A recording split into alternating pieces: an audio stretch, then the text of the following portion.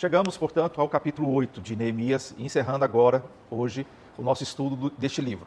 Vamos do 8 até aproximadamente o capítulo 13 para nós contemplarmos especialmente aquilo que está marcado como uma restauração espiritual. Porque toda restauração estrutural, ela traz implícita para a glória de Deus a restauração também espiritual para nossas vidas.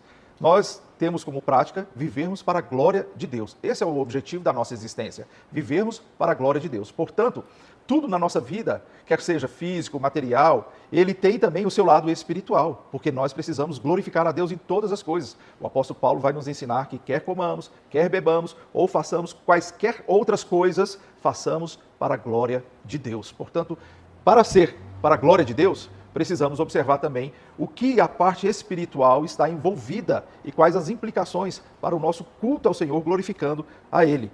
Portanto, a compreensão da leitura da lei, a confissão dos pecados e renovação do pacto em Neemias, neste trecho que nós vamos, isso tudo foi essencial para a revitalização espiritual do povo, solidificando a reconstrução física, social já realizada. Lembra da aula passada? Uma questão de justiça, onde nós percebemos que antes de nós cultuarmos a Deus, antes de nós glorificarmos a Deus no sentido de culto, com a liturgia, com o louvor, com a adoração, com o nosso coração quebrantado, nós orando ao Senhor.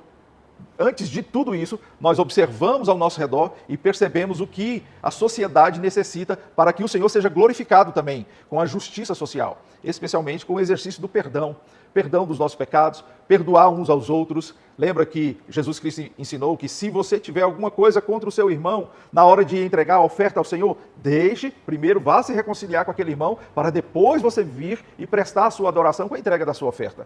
Portanto, uma questão de justiça. E isso nós vimos. Nós vimos todos esses elementos nas aulas anteriores. Chegamos aqui, portanto, agora a um momento de restauração, de reestruturação espiritual. E por isso, nós vamos observar que Neemias foi muito usado por Deus para trazer um modelo que vai tipificar aquilo que nós já praticamos hoje, depois que Jesus Cristo estabeleceu a sua igreja aqui na face da terra, com a sua vinda. Nós vamos observar os muros restaurados e nós vamos observar o culto também restaurado, porque a renovação espiritual se relaciona com o fortalecimento de todo o ambiente, não somente a estrutura, mas também a comunidade. E isso vai ser muito importante para nós observarmos. Como nós podemos tornar a palavra de Deus mais central em nossas vidas e na comunidade? Porque a primeira coisa que Neemias fez aqui com o povo já restaurado, quando chegou o 7º mês, está aí o versículo 1 do capítulo 8, os filhos de Israel já estavam morando nas suas cidades, ou seja, já estava tudo restaurado, suas casas, todo o povo se reuniu como um só homem na praça, diante do portão das águas, ou seja, os portões também já estavam restaurados, os muros já estavam restaurados, e eles pediram que Esdras, o sacerdote e escriba é aquele que ensina a palavra de Deus, portanto ele tem um ofício sacerdotal e um ofício de mestre. Ele tem o ofício de representar o povo diante de Deus, oferecendo as ofertas que eram trazidas à presença do Senhor. Então ele recebe essas ofertas e oferece ao Senhor pelos sacrifícios, e também de ensinar esse povo a palavra de Deus. A leitura da lei, ela traz um reavivamento espiritual nesse momento. Essa leitura, ela começa a agir no coração do pessoal, agir na mente deles, trazendo uma consciência daquilo que eles são diante do Senhor e daquilo que Deus é para este povo. Lembra que o Senhor tinha uma promessa? Eu serei o Deus de vocês e vocês serão o meu povo. Portanto, quando a palavra de Deus é lida, explicada para aquele povo, essa consciência invade o coração. E eles começam a perceber que Deus está de fato e de verdade mostrando para eles que eles são o povo de Deus, escolhido, amado, pelo qual o Senhor zela com um zelo de amor paterno. Daí, eles também começam a perceber que Ele é o único Deus digno de ser louvado, de ser adorado, de receber a sua adoração, a sua prostração, o seu reconhecimento, inclinando-se. Diz o texto aqui que eles se inclinaram com o rosto em terra. Olha só, no capítulo 8, versículo 6, que quando Esdras louvou o Senhor, o povo todo levantou as mãos e disse: Amém, Amém. Inclinaram-se e adoraram o Senhor com o rosto em terra. E olha que isso aqui não é um povo pentecostal, hein? Mas é um povo que levantava as mãos e falava amém. É certo, queridos, que nós não podemos pegar e normatizar o estilo de cada igreja, é certo. Porque umas que adoram a Deus na sua quietude, outras adoram a Deus na sua agitação. Então há adoração aqui e há adoração ali. Só que esse povo aqui começou a ouvir a palavra de Deus e o coração foi aquecendo. Esse povo foi impactado pela palavra de Deus. A palavra de Deus tem que impactar o nosso coração. A palavra de Deus tem que estremecer o nosso ser. A palavra de Deus tem que nos fazer como eles fizeram aqui. Amém, amém. Isso significa aceitação. Sim, Senhor, aplica em nós a Tua palavra. Sim, Senhor, transforma o nosso ser com a Sua palavra. Sim, ó Deus, dirige e ilumina os nossos passos com a Tua palavra. Ó Senhor, quebranta o nosso ser. Ó Senhor, tudo isso é o amém deles. Aqui não tem toda a expressão do que eles fizeram, mas eles estavam levantando as mãos para os céus, num ato de reconhecimento de que aquela palavra ali estava quebrantando seus corações, e eles, amém, amém. E esse quebrantamento foi tão grande que imediatamente eles não só fizeram isso, falaram amém, amém, mas eles se prostraram diante do Senhor. Conhece algumas pessoas que chegam na igreja, que se ajoelham e começam a orar? Pois é, eles se prostraram ao Senhor. Isso é antigo. No próprio Israel, isso tem na sua prática litúrgica, o povo se prostrando com o rosto em terra, porque a palavra de Deus impacta, ela muda nossas vidas, ela nos abre a percepção espiritual, ela nos mostra o Senhor Todo-Poderoso, exaltado, glorificado, e que necessita da nossa adoração naquele momento, não por Ele mesmo. Aliás, por Ele mesmo. Mas não porque Ele tem uma necessidade intrínseca, mas porque Ele nos oportuniza nos apresentarmos a sua presença, com adoração, com o coração quebrantado, compungido, de fato, de verdade, compreendendo o que está acontecendo naquele momento. Essa palavra ela foi lida em voz alta, ela foi lida em um espaço de tempo bem generoso. Diz o texto que é do amanhecer até o meio-dia. Então, se a gente pegar 6 horas da manhã, o amanhecer e meio-dia, foram 6 horas de culto. 6 horas esse povo louvando a Deus, 6 horas esse povo ouvindo a palavra de Deus, lendo em voz alta a palavra de Deus, e eu imagino que também existe uma forma alternada aqui, porque Esdras não estava sozinho, ele estava acompanhado de sacerdotes e levitas, e esses homens iam nos grupos ensinando a palavra de Deus, ensinando de uma maneira que eles pudessem entender. Diz o texto que eles liam todo o livro da lei claramente, dando explicações de maneira que o povo entendesse o que se lia. Não era uma coisa fria, não era uma coisa distanciada, não era uma coisa em outro idioma, era algo que pudesse ser entendido. Então, antigamente existia, eu não sou desse tempo, não peguei nenhuma missa em latim, imagino que vocês também não, porque isso parece ser mais antigo. Mas uma missa numa língua que o povo não entendia, só pelo ritual mesmo. E muito embora o ritual tenha a sua validade e tenha a sua importância, porque na liturgia nós também ilustramos por elementos litúrgicos visíveis, por encenações, dramatizações, por símbolos, nós encenamos a palavra de Deus e transmitimos conhecimento da palavra de Deus. Isso tem a sua importância. Mas na hora da palavra escrita, lida, ela precisa ser compreendida na nossa razão. Por isso o apóstolo Paulo fala para nós apresentarmos o nosso culto racional a Deus. Romanos capítulo 12, versículo 1. Então, o nosso culto que atinge o nosso intelecto, ele tem que atingir as nossas emoções, mas também atingir o nosso intelecto, a nossa razão. E esse povo começou a entender a palavra de Deus. E por isso, esse povo começou a ficar quebrantado. Diz o texto que o povo chorava ouvindo as palavras da lei. Ora, há aproximadamente 150 anos de cativeiro. 70 anos do cativeiro, propriamente dito. Depois desses 70 anos, começa o retorno do povo para Jerusalém, lá atrás com Esdras, por exemplo, com Zorobabel, o governador de Jerusalém, enviado por Ciro, depois por Dario, e assim eles começaram a reconstruir Jerusalém pelo templo. Depois teve um período em que eles pararam essa reconstrução por causa de elementos legais, eles não acharam todo o estatuto, toda a lei de Dario, de Ciro, para restaurar o templo de Jerusalém, então eles pararam com aquela reconstrução, ficou um tempo parado, depois eles retomaram a reconstrução do templo, então, estamos falando do templo. Depois que vem a reconstrução do templo, é que vem a reconstrução das muralhas e da cidade de Jerusalém, certo? Portanto, esse prazo todinho aqui, em torno de 150 anos. 150 anos aproximadamente. Esse povo já estava num lugar que a sua língua materna estava amortecida. O hebraico já não era mais uma língua tão proeminente, ele estava em decadência naquele momento. Então, vem os caldeus, inserem uma cultura sobre a vida deles. E lembra que, inclusive, eles mudaram o nome de Daniel, Sadraque, Mesaque e Abidnego? Lembra disso? Aliás, Sadraque, Mesaque e Abidnego já são os nomes caldeus, babilônicos, que eles deram para ele. E Daniel continuou sendo chamado de Daniel, mas ele tinha um outro nome também caldeu, eu esqueci agora. De maneira que a língua deles estava caindo no esquecimento. Mas chega este momento aqui, em que a palavra de Deus é lida, e é lida no hebraico. É lida na língua materna. E eles começam a ensinar, a explicar essa palavra. E entra uma comoção desse povo, de estar relembrando a sua língua materna, em terra própria, na imprópria Jerusalém, na sua terra natal, na sua terra do coração, na terra que foi escolhida pelo Senhor. E esse povo entra numa comoção, porque estão entendendo a língua materna e a lei do Senhor que foi entregue a Moisés. E Neemias olha para aquilo e fala assim, não fiquem desse jeito. Por favor, não fiquem assim. Este é um dia consagrado para a nossa alegria.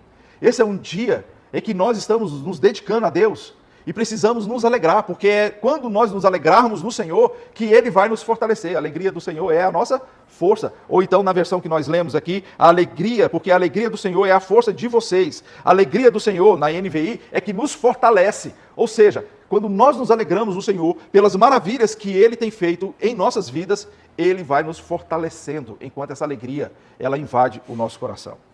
Portanto, eis a importância de nós entendermos a palavra do Senhor. Ela quebranta o nosso coração, ela traz a alegria indizível para nós nos fortalecermos, ela coloca a gente num patamar de compreensão da santidade de Deus e de como nós devemos estar quebrantados e santificados na presença dEle, de adoração, de louvor, de aceitação dessa palavra para a transformação da nossa vida, tudo isso implícito na leitura da palavra de Deus.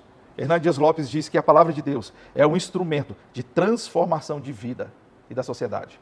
A palavra de Deus é um instrumento do Espírito Santo para transformar nossas vidas e os nossos corações. Sobre esse quebrantamento, Augusto Nicodemos vai dizer que o verdadeiro avivamento acontece quando a palavra de Deus é central em nossas vidas. Eis a importância de nós entendermos essa palavra. É por isso que nós estudamos, por isso que nós lemos. Eu soltei no grupo da igreja essa semana, não basta ter a Bíblia. Não basta nós termos a Bíblia, nós precisamos amar a Bíblia. Não basta amar a Bíblia, tem que ler a Bíblia. Não basta ler a Bíblia, tem que entender a Bíblia. Não basta entender a Bíblia, tem que obedecer. A Bíblia tem que ser vivida, praticada. Então todo o esforço que nós tivermos para adquirirmos a palavra, para nós amarmos a palavra, para nós lermos a palavra, para nós entendermos a palavra e para nós, pelo Espírito Santo, recebermos a capacitação para obedecermos essa palavra, trará consequências eternas para a nossa existência. Trará satisfação, alegria, transformação do nosso coração. Por isso que nós nos dedicamos. Aliás, dia 29 de dezembro estaremos entregando o certificado de leitura bíblica. Nós temos no boletim a lista da leitura bíblica, dos 184 capítulos da Bíblia. Então, acompanhe. Pastor, eu estou muito atrasado. Continue, não pare. Pastor, dá para eu fazer aí uma corridinha e colocar em dia. Coloque em dia. Dia 29 nós estaremos certificando aqueles que leram esses 186, 184 capítulos que nós escolhemos ali para compreender toda a palavra de Deus. Assim, Neemias e Esdras, eles são instrumentos de Deus para trazer um avivamento diante daquele povo. Um avivamento. Eles dizem que esse quebrantamento foi alcançado porque eles tinham entendido as palavras que lhes foram explicadas. O versículo 12 no final fala, porque tinham entendido as palavras que lhes foram explicadas. A palavra de Deus ainda move o seu coração? Ela ainda é capaz de abalar? Você, quando lê a palavra de Deus, ainda tem conseguido se emocionar, perceber a voz de Deus falando com você, ao seu coração? Foi isso que o povo ali estava lendo, entendendo, percebendo a ação de Deus no decurso da história, provando a restauração do templo, a restauração dos muros, a restauração e restituição do culto a Yahvé, ao Todo-Poderoso, eles percebendo a mão gloriosa de Deus, cumprindo a sua promessa, e aquilo trouxe um quebrantamento em sua alma. Leia a palavra nessa perspectiva. Leia a palavra nessa sensibilidade de ter a Deus aplicando no seu coração a sua palavra poderosa, trazendo um estremecimento tremendo para a glória dele mesmo. Em segundo lugar, nós observamos que isso gera uma confissão e um arrependimento coletivo. Porque após a leitura da lei, o povo se reúne para um dia de jejum, vestindo pano de saco, confessando seus pecados, reconhecendo os pecados passados dos seus pais e a misericórdia de Deus nesse tempo. E aí vem o capítulo 9, que é uma oração de confissão e uma das mais longas de toda a Bíblia. E depois você pega esse capítulo 9, por favor, e leia, para você observar os elementos desta oração, os elementos da confissão dos pecados. Eles fazem confissão dos seus próprios pecados e das iniquidades dos seus pais. Eles adoram no meio dessa oração de confissão. Eles vão dividindo em partes, olha só no versículo 3. Levantando-se do seu lugar, leram o livro da lei do Senhor seu Deus durante uma quarta parte do dia. Ou seja, eles oram, eles leem a Bíblia e eles também adoram o Senhor. Na outra quarta parte do dia, fizeram confissão e adoraram o Senhor seu Deus. Mais confissão e mais adoração. Ou seja, quando nós estivermos fazendo nossas orações, está tudo em conjunto. É a palavra de Deus que nós lemos, é a palavra de Deus que nós recitamos, é a adoração ao Senhor, é a confissão e o reconhecimento dos nossos pecados, vem um prostrar-se diante de Deus. Tudo isso nós vamos fazendo. Bem dizer ao Senhor, louvar ao Senhor. Olha o versículo 5, o final do versículo 5. Então se disse: bendito seja o teu glorioso, que ultrapassa todo bem dizer e louvor, só tu és o Senhor. Versículo 7 do capítulo 9, tu és o Senhor, o Deus que escolheste a Abraão. Versículo 8, achaste o seu coração fiel diante de ti, e com ele fizeste aliança, para dares à descendência dele a terra dos cananeus. Finalzinho do versículo 8, e cumpriste as tuas promessas, porque és justo. Daí eles continuam com essa oração de confissão ao versículo 20, e lhe concedeste o teu bom espírito para os ensinar. Lá no finalzinho, já no finalzinho do versículo 25, e viveram em delícias pela tua grande bondade. Aí eles falam do que, quando eles foram desobedientes, ainda assim eles foram desobedientes, mas quando se converteram e clamaram a ti, tu ouviste dos céus, e segundo a tua misericórdia os livraste muitas vezes, o finalzinho do versículo 28, depois o versículo 31, pela tua grande misericórdia, não acabaste com eles, nem os abandonaste, porque tu és Deus clemente e misericordioso. Veja que a oração de confissão, ela tem o reconhecimento da misericórdia de Deus, ela tem o reconhecimento da bondade de Deus, ela tem o reconhecimento dos atos poderosos de Deus, ela tem o reconhecimento da disciplina de Deus. Aquilo que me aconteceu, Senhor, quando eu não fui obediente ao Senhor, foi a mão do Senhor me disciplinando, me quebrantando, me prostrando diante de Ti, para eu chegar nesse momento e reconhecer que Tu és um Deus misericordioso, que a Tua mão disciplinadora, a Tua mão de ira não permanece para sempre sobre a minha vida, mas pelo contrário, o Senhor me reergue para a Tua glória. Veja, a palavra de Deus, ela quebranta o nosso coração e nos faz percebermos quem nós somos diante deste Deus e quem Ele é diante de pecadores arrependidos, que confessam os seus pecados e clamam pelas suas misericórdias. E essa prática deve ser constante em todo o tempo. Calvino vai dizer que a confissão é o caminho para a renovação, pois abre espaço para a graça de Deus operar. Portanto, se nós precisamos da graça de Deus todos os dias, a confissão ela vem todos os dias em nossos corações, para abrir o espaço para essa graça de Deus operar. Depois disso, vem uma renovação, um pacto que eles realizam diante de Deus, uma aliança que eles renovam com o Senhor. No finalzinho do capítulo 9, o versículo 38. Por causa de tudo isso, nós fazemos uma aliança fiel. E por escrito. Por causa de tudo isso, nós fazemos uma aliança fiel. Por escrito. E eles fazem, portanto, essa aliança. E eles colocam a termo. Eles colocam por escrito. E eles selam essa aliança. Aqui mesmo eles falam, colocaram o seu selo, os nossos príncipes, os nossos levitas, os nossos sacerdotes, puseram o seu selo sobre ela. No finalzinho do capítulo 9 e o capítulo 10, versículo 1, vai dizer quem foi que colocou esse selo nessa aliança que eles escreveram. Neemias, depois outros que estavam ali junto com Neemias. O povo faz um pacto formal para obedecer à lei de Deus, comprometendo-se a viver de acordo com os seus mandamentos. E esse pacto, ele tem alguns elementos, alguns termos. Primeiro, olha versículo 29 do capítulo 10. Versículo 29. Firmemente aderiram aos seus compatriotas, os nobres, e prometeram com juramento e sob pena de maldição que andariam na lei de Deus, que foi dada por meio de Moisés, servo de Deus, que guardariam e cumpririam todos os mandamentos do Senhor nosso Deus e os seus juízos e os seus estatutos. O primeiro elemento desse termo, desse pacto, dessa aliança que eles fizeram, foi de obediência. Obedecer, cumprir, andar, viver. Ter, de fato e verdade, nas mãos a prática daquilo que é confessado. Porque às vezes a gente, como crentes, agimos como alguns políticos em época de campanha, já viu? No palanque promete. Quando desce do palanque, nada feito. É o discurso destituído da prática. É a confissão destituída da obediência. E aqui eles fizeram uma aliança. Olha, nós vamos andar nos teus caminhos, Senhor. Nós vamos fazer de tudo. E isso é sério para a vida do cristão. Porque se o Senhor, Ele quer de nós uma vida santa, devemos então viver de maneira santificada. Algumas coisas são bem importantes para nós frisarmos aqui. Você quer ver? Eu gosto muito de ilustrar esse momento com uma coisa bem simples, mas que ela é tão particular em nossas vidas, ela é tão constante na nossa existência, que é a questão do perdão. A Bíblia fala para nós perdoarmos. A palavra de Deus fala para nós perdoarmos. Jesus Cristo fala para nós perdoarmos 70 vezes 7. Então, se nós olharmos o perdão como um mandamento, quantas vezes nós temos obedecido esse mandamento? Já percebeu como que é difícil perdoar? Perdoar de coração, tirar aquele desejo maligno de retribuir a pessoa o mal que ela fez, de querer ver aquela pessoa em uma situação difícil, só porque ela te magoou. Aí você fala assim, não, mas eu perdoo. Eu perdoo. Perdoa. Perdoa quando a pessoa te faz uma ultrapassagem arriscada e que às vezes você quase bateu. Perdoa quando ela toma a sua vaga na garagem. Ou naquele primeiro momento ali, a raiva vem e a vontade de exercer a justiça com as próprias mãos. É duro. Mas nós somos aqueles que ouvimos o Espírito Santo falar conosco e nos rendemos em quebrantamento de coração. E falamos, Senhor, eu vou cumprir a Tua palavra. Eu vou obedecer os Teus mandamentos. Eu vou andar nos Teus estatutos. Então, com dano próprio, eu vou perdoar.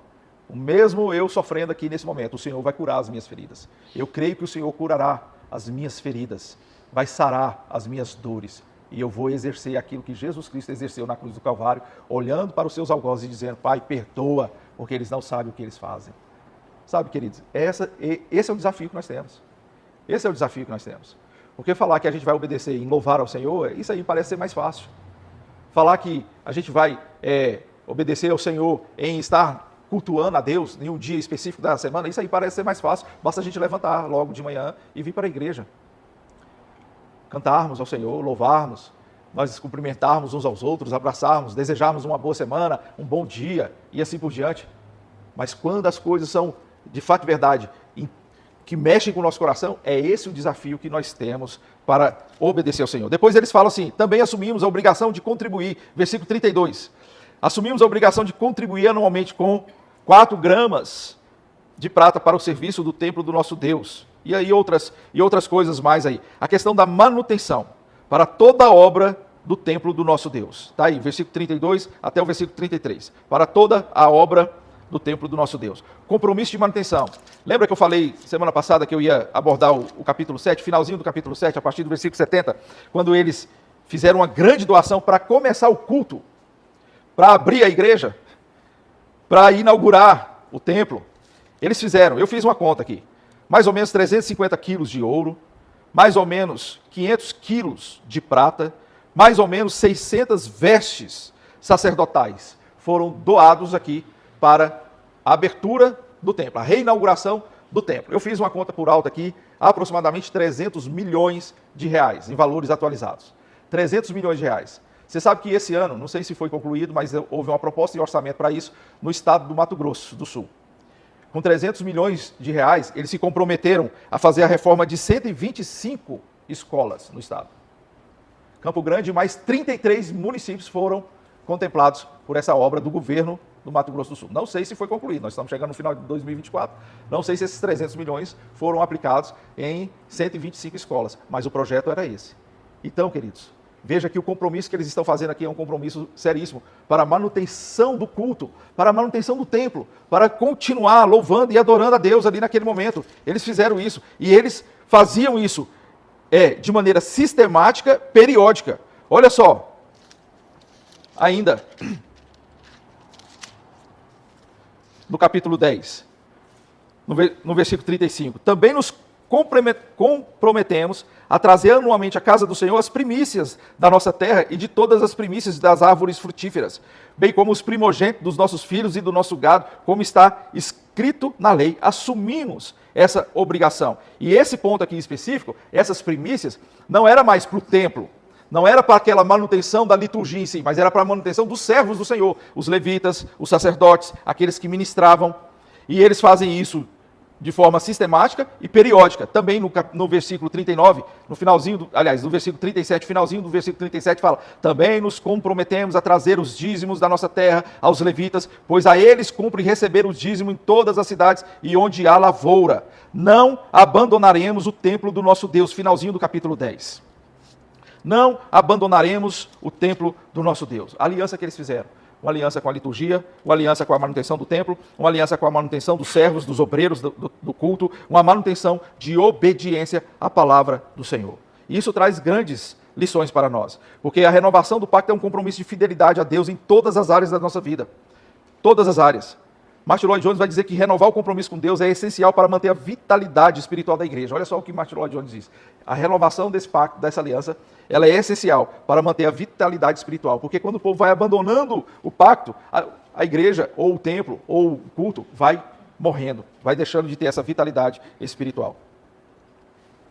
Para terminar o nosso estudo, eu quero mostrar aqui, agora, nos últimos capítulos de Neemias, que essa renovação espiritual, junto com a reestruturação, ou seja, a renovação estrutural de Jerusalém, o culto com a estrutura, trouxe uma renovação completa, uma renovação da estrutura e da espiritualidade do povo de Jerusalém. Ela traz analogias, ela traz similaridades com aquilo que nós vivemos hoje em Cristo Jesus. Primeiro, pelo menos 3 grandes elementos aqui. Primeiro, a ordem do sacrifício de Jesus Cristo para perdoar os nossos pecados. Foi restaurada a ordem dos sacrifícios lá em Neemias. Hoje nós temos o sacrifício de Jesus Cristo, que nós relembramos a cada mês, no primeiro domingo, com a ceia do Senhor.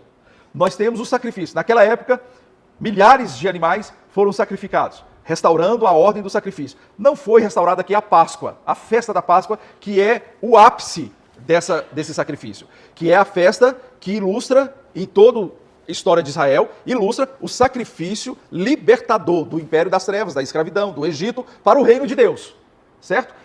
Hoje, nós fazemos isso pela ceia do Senhor, é a Páscoa do Senhor para nossas vidas. É o sacrifício de Jesus Cristo, o seu corpo, o seu sangue derramado, o seu corpo entregue, o seu sangue derramado, que nós tipificamos por meio da ceia do Senhor, em memória dele, o sacrifício que nos trouxe essa libertação. Mas aqui em Neemias, embora não tenha celebrado a Páscoa, eles também fizeram esses grandes sacrifícios aqui para mostrar o perdão dos nossos pecados e a libertação do povo de escravo para o reino de Deus, sobre o reinado do Todo-Poderoso. Segundo, a festa dos tabernáculos. Aqui sim, eles fizeram. Eles fizeram. Capítulo 8, a festa dos tabernáculos, versículo 13. No dia seguinte, os chefes das famílias de todo o povo, os sacerdotes e os levitas se reuniram com Esdras, o sacerdote, para estudarem a palavra da lei. Sempre estudando a palavra da lei. Acharam escrito na lei que o Senhor havia ordenado por meio de Moisés que os filhos de Israel deveriam montar cabanas ou tabernáculos durante a festa do 7º mês. Assim publicaram e anunciaram em todas as sociedades em Jerusalém, dizendo: saiam dos montes, tragam então as folhas, as palmeiras, os ramos, para nós montarmos aqui as cabanas, como o Senhor mesmo ordenou.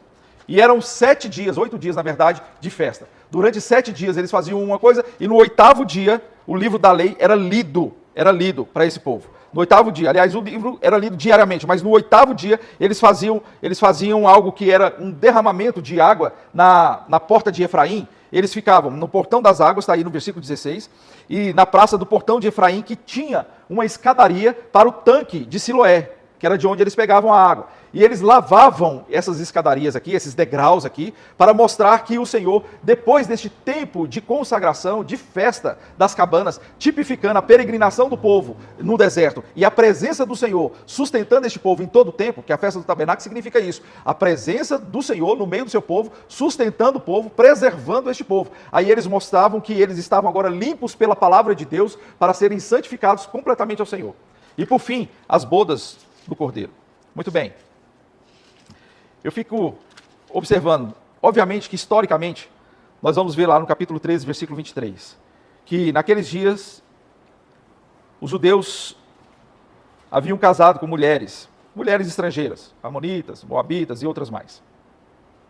E também eles estavam perdendo a língua materna. Olha aí, falavam metade das palavras na língua de Asdod e na língua do seu respectivo povo, o hebraico, ou seja, eles misturavam o sincretismo.